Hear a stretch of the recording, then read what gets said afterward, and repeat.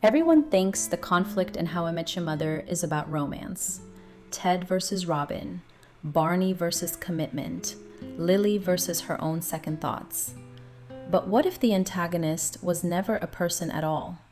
Not a breakup, not even bad timing. What if every heartbreak in this show came from the same invisible enemy? Because when you really look at it, nobody here is fighting another character. They're fighting a life they thought they were supposed to have. And maybe the real villain isn't love, it's nostalgia. Not for the past exactly, but for the version of life they couldn't let go of. And by the end of this, you'll see why that's also the key to understanding the finale. Rewatch the show and the patterns everywhere. Ted fights the future he imagined. Robin fights the version of success she chased for years. Barney fights the identity he built his whole life around. Lily fights the person she might have become. And that one idea explains almost every painful decision in the series. Not one of these battles is against another person. They're against a picture, a life that only exists in their heads. And sometimes we do it too. The job we didn't take, the text we didn't send. That's counterfactual thinking. Your brain replaying the version of events that never happened. And when the imagined version looks better than the real one, it doesn't feel like a thought. It feels like an ache. And that ache runs through every episode. Most sitcoms hand you a villain you can see. This one hid it inside the characters. And it starts with the guy telling the story. The entire series is a man in 2030 replaying his past for his kids. One long look backward. Let's start with Ted. Go back to the pilot. Ted standing outside Robin's apartment with a blue French horn, convinced he'd just met someone important. For years, that moment felt like the beginning of the story. But maybe that's the problem, because Ted never really moved on from what that moment represented. The wife, the family, the future he could already see in his head. Ted doesn't just fall for women, he casts them. He's already written the movie. The house, the kids, the yellow umbrella waiting at the end. He's just looking for someone to fit the role. That's why he says I love you on the first date. He's not responding to Robin. He's responding to the story he's been telling himself. This is prospection, our ability to imagine the future before it happens. And we all do it. We picture the career we'll have, the person we'll end up with, the life we're building toward. But sometimes we rehearse that future so many times, it stops feeling like a possibility and starts feeling like a promise. And that's where Ted gets stuck. He keeps circling back to Robin, even after she tells him plainly she doesn't want what he wants. Because by that point, Robin isn't really a woman to him anymore. She's the future he imagined at 27. We call it romance, persistence, the hopeless romantic who never gives up. But underneath it is grief. Ted isn't chasing Robin. He's trying to hold on to a version of life that once felt certain. And if that feels familiar, it's because most of us have our own version of Robin. Not a person, a plan, a future we were sure was waiting for us. Sometimes we're not holding on because it's right. We're holding on because it still feels more real than the life that's actually in front of us. And that's Ted's real struggle. Not finding love, making peace with the gap between the life he imagined and the life he got. Because Ted isn't the only one carrying a picture he can't quite put down. Robin has one too. The difference is, she actually gets hers. Robin's story runs the other way. Ted spends years reaching back toward a future he can't return to. Robin actually builds hers, the career, the travel, the independence. the life that never needed a traditional ending. And yet, one of the strangest moments in the whole series is Robin alone, imagining conversations with her future children. For a second, it feels like we're watching another version of her life, softer, more settled, almost complete. Then the reveal lands. The children aren't real. They never were. Robin isn't talking to kids. She's talking to a life that exists only in her head. And that's where her story really hurts. Because Robin doesn't question her choices. She understands them too well. This is what happens when you become fully aware of opportunity cost. Every decision doesn't just create a result. It creates a shadow life, a version of you that keeps existing somewhere in your imagination, living out everything you didn't choose. Most people don't look at that version too closely. Robin does. She sees both sides clearly, what she gained and what was never going to come with it.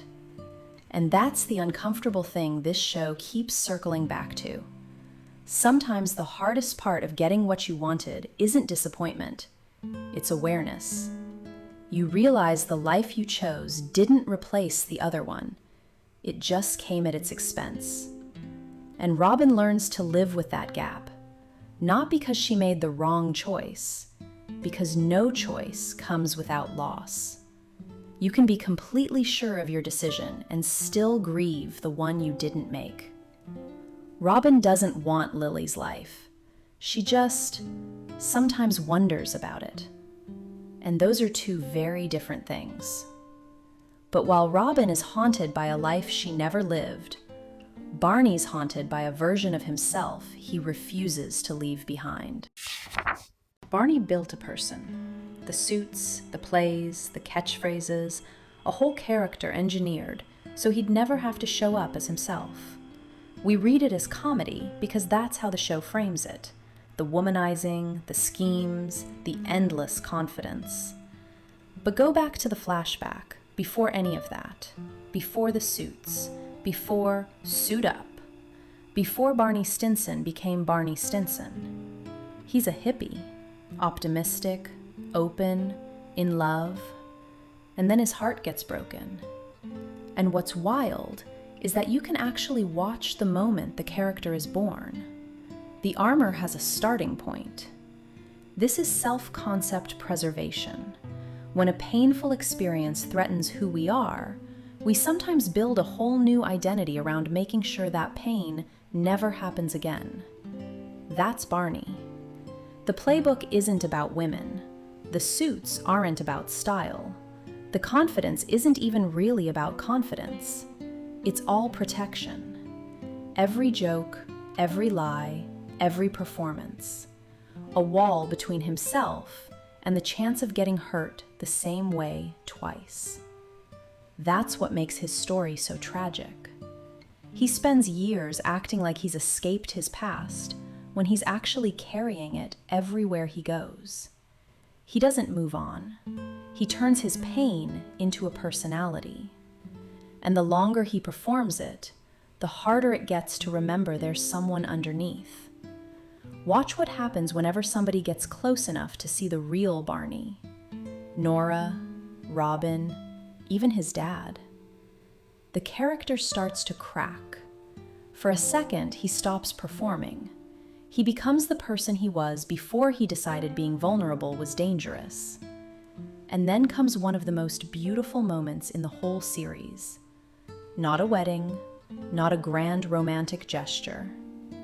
A baby. Because the first time Barney holds his daughter, the performance just disappears. No catchphrases, no plays, no armor. Just a man looking at someone he loves and realizing he doesn't want to hide anymore. And maybe that's why it hits so hard.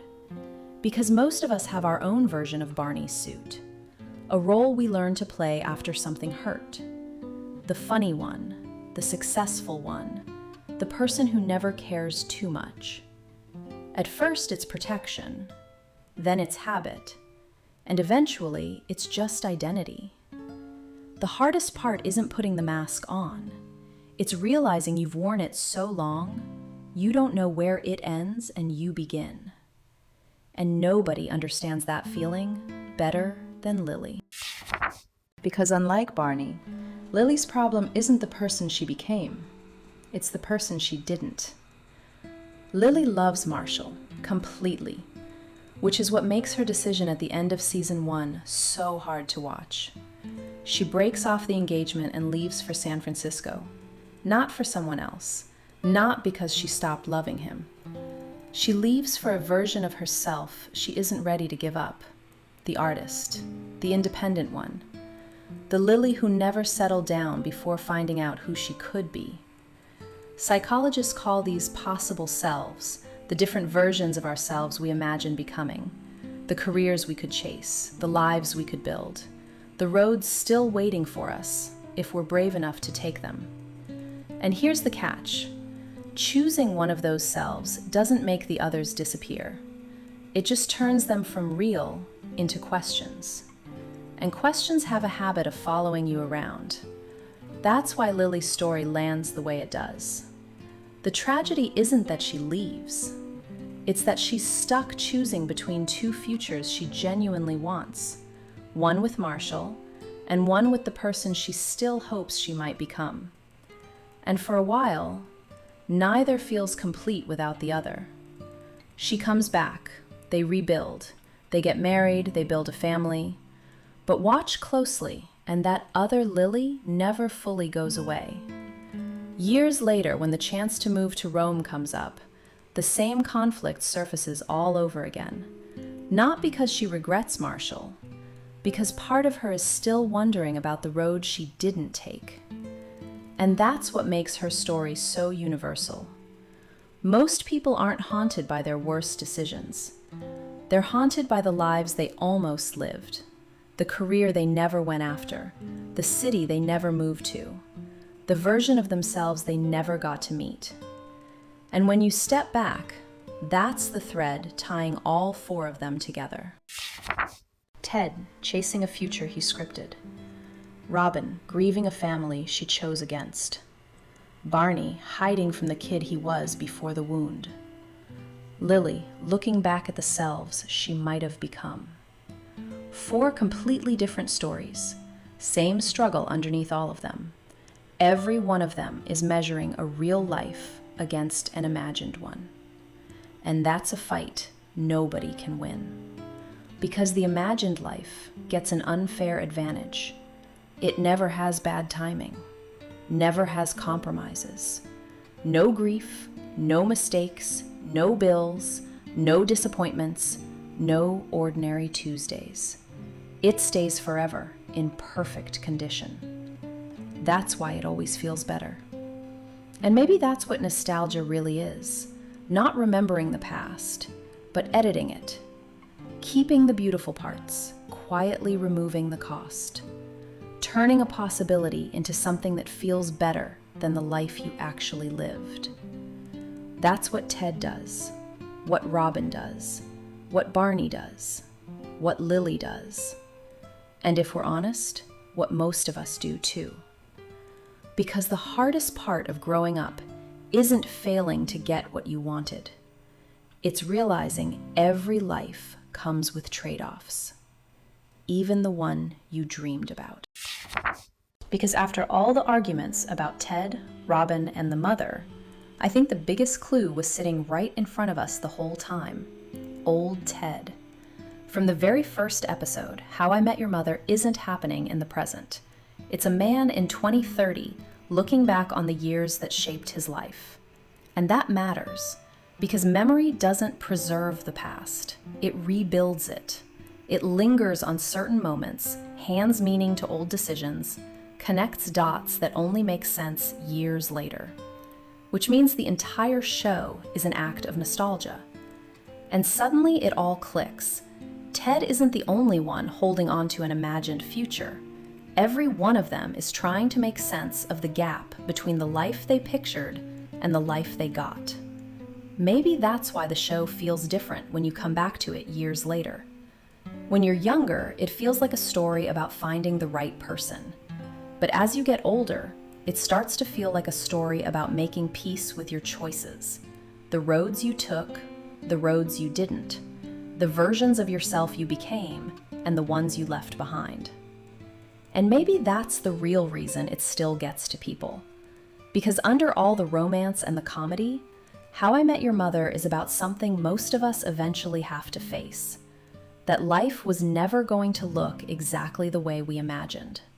The only question is whether we can stop comparing it to the version that only existed in our heads. If one of those characters hit a little too close just now, tell me which one down in the comments. Thanks for paying attention.